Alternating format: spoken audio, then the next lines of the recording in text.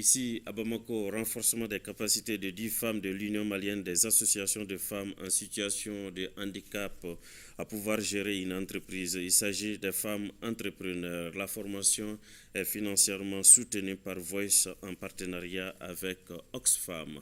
Le reportage est signé Adama Koulibaly. Il ne s'agit pas seulement d'avoir les moyens pour créer une entreprise, mais encore avoir la capacité, les techniques de la gérer. Aujourd'hui, de petites entreprises pullulent partout, mais beaucoup peinent à se développer à cause du manque d'outils de leurs promoteurs. Parmi ces promoteurs d'entreprises, il y a des personnes handicapées, en majorité des femmes.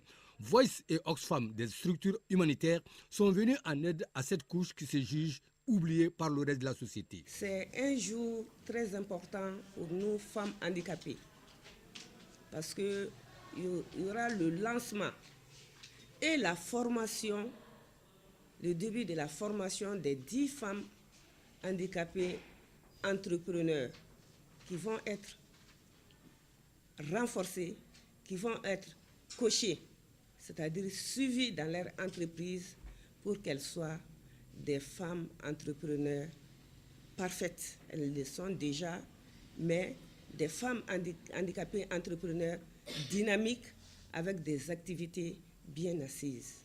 À travers un projet dénommé Nyeleni, 10 femmes handicapées entrepreneurs reçoivent des techniques de gestion d'une entreprise. Comment l'approvisionner, gérer le stock de produits, faire la comptabilité en passant par la planification financière.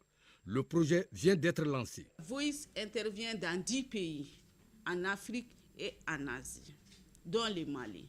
Travaille avec les groupes les plus marginalisés et les plus discriminés. Le plus a tout son sens.